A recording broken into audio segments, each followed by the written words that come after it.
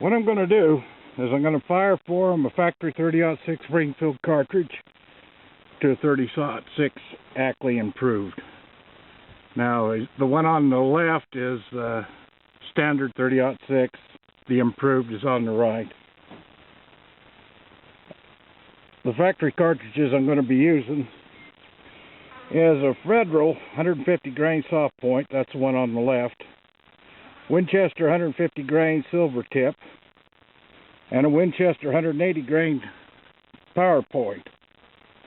For folks that haven't heard, you can take factory cartridges and fire form the cases just by shooting through the rifle that's been chambered to an Ackley Improved. Once they're fired, the case wall's expanded so there won't be any taper, and extends the shoulder forward a bit, and also leaves the shoulder at a 40-degree angle. Now that increases the case capacity about 10%.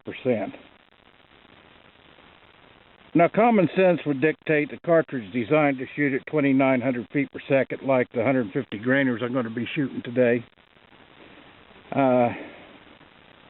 There's no way they could exceed that velocity, and would at least be 100 feet per second slower during the fire forming. But the interesting factor is that logic isn't true. By changing the internal configuration of the case, the way the powder's burnt will change, and also change the velocity of the bullet. I'm sure there's a slight drop in pressure when the case is first pressurized, but because the case wall is expanding, and it also exposes more burning surface of the powder, so the consumption of the powder also increases. So in other words, the powder's used up faster. Will it cause an overpressure? Yes, it will. By how much? Well, you're probably maxing out on the SAMI allowances, or at least that's my impression. But we're going to just take a look at it and take a look at the cartridges after we're through shooting them. A guy could test for allowable pressures, and I've been around a lot of strain gauge testing, and they're a great tool, but you use them accurately. There's a whole new set of variables and skills that you have to come into.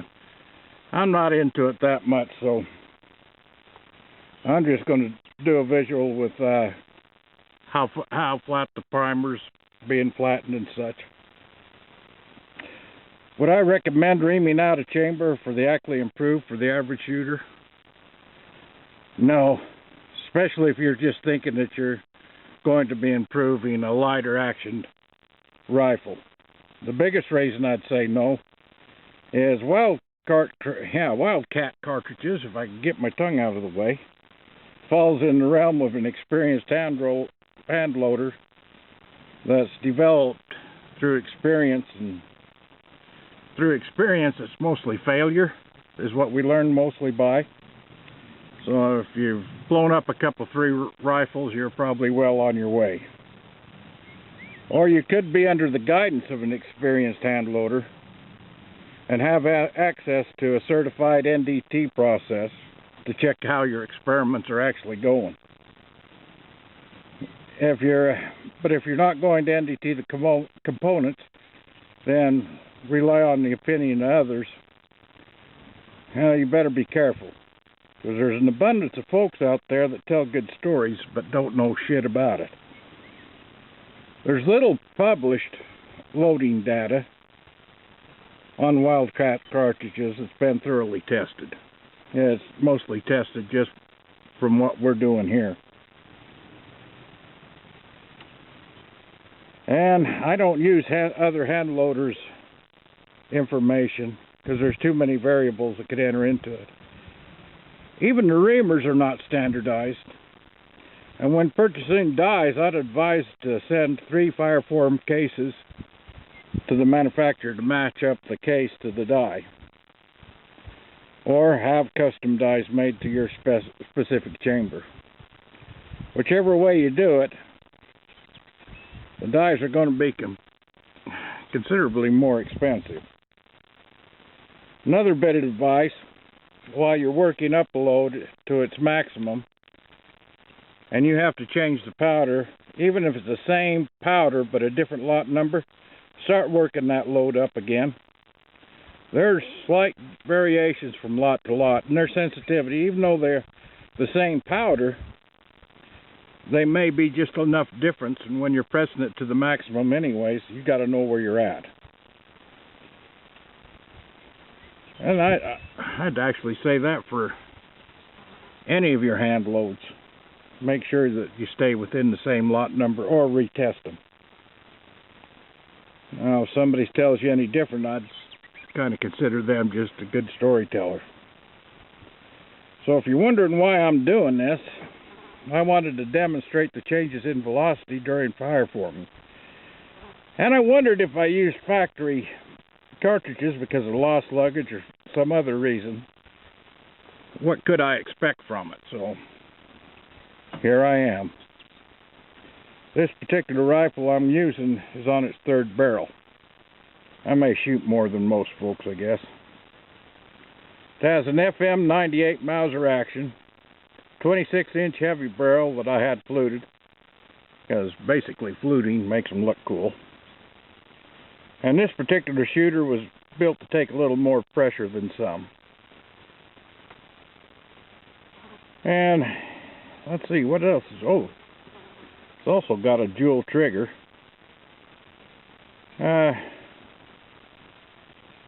Now, my experience with Federal cases is they're a little more pliable than other manufacturers like Winchester. That's why I got a couple of different Winchesters, because I don't suspect you're going to get as much performance out of a brittler case.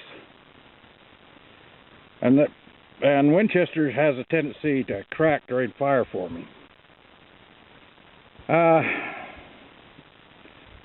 And I'm guessing that changes your velocity a little bit. Mainly because it's slower to conform, so if it's slower to conform, those that exposed powder, I keep wanting to call it propellant, but it's a powder. If you slow that down, it'll slow down the velocity. Another thing you may want to be aware of before I start sending rounds downrange is that cold bore shots have a tendency to fly a few feet per second faster than the following shots. I speculate because it's the heat expansion in the barrel and the bore becomes slightly tighter. Oh, I was going to talk about accuracy too. Shooting factory rounds could be less accurate than your hand loads.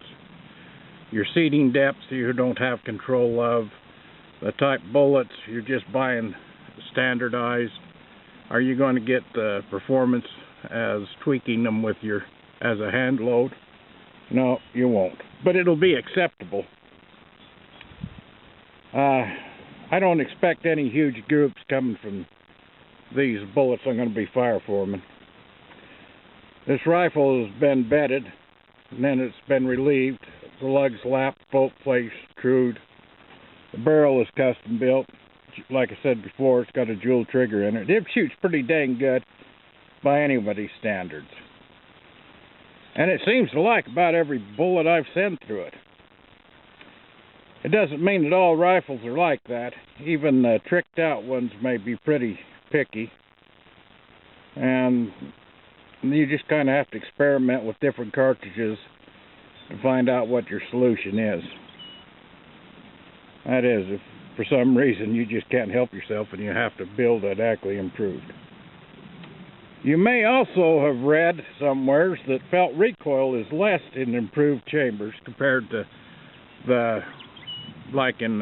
what they compare these to is a 300 H&H mag. I don't know if it is or not. But my opinion is take a heavy recoiling gun and shoot it till that part of your brain that detects recoil is completely dead. Once you got that accomplished, felt recoil is no longer a problem. Now, I'm just saying. Okay, I'm going to fire this up.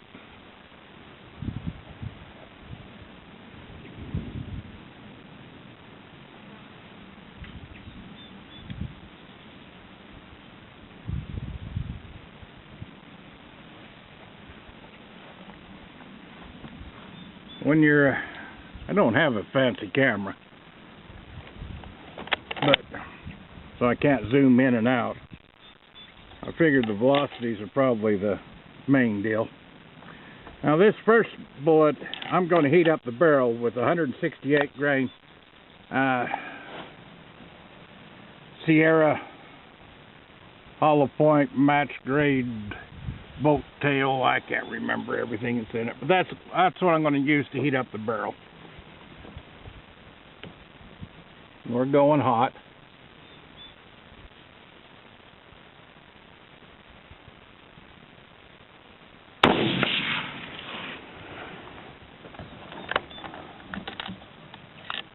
Okay.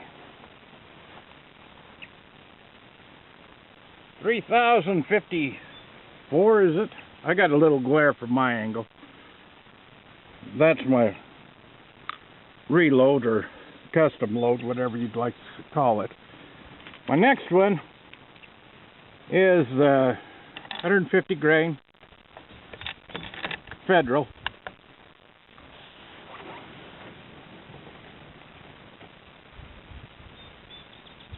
I'm going hot.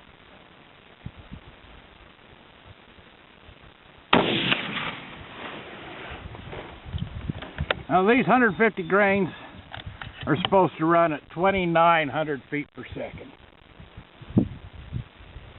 And as you can see, a little faster than that. What is that? 31. Yeah, 3140. If I get wandering around too far, I won't see much. Now the next one is the 150 grain Winchester Silvertip.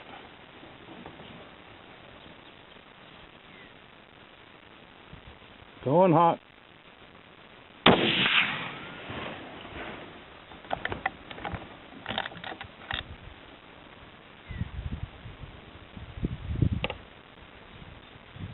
Okay, that one cracked the case. The Federal,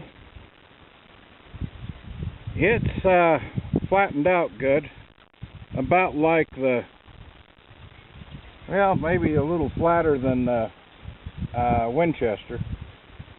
Well, I would hope to think that you can see this, and I'm going to go show it. When I talk about a brittle case, that's what I'm talking about. You can see a couple of cracks right in there, maybe if I can get the reflection just right. And the last one is 180 grain Winchester.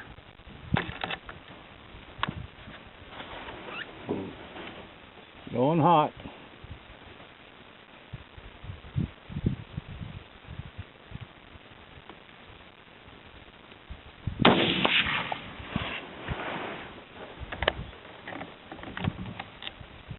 Now, the 180 grain Winchester runs at, let me think, 27.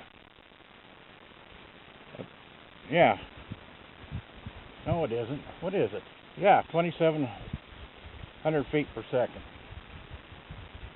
Should remember that. The case looks good. Actually, the primer on this isn't set in as much as, they're set flat enough or spread out as much as the others. But the case came through really nice. Looks good. So it's kind of a fun little experiment. If you have access to it, grab your chronograph and jump out there and do some testing. You're kind of, you know, the only reason we do this is just to have an excuse to fire rounds. So another thing I was going to say is the group with the 150 grain bullets were really close to where that 168 went in, like they're only an inch apart, which is pretty good because I got them downrange 200 yards. So, but I'm shooting off the hood of a truck. It may just be a lucky shot to put them together, those three together. But I can't pick up anywheres on the 180 grainer where it printed. So it shoots different. Okay, thanks for watching. See ya.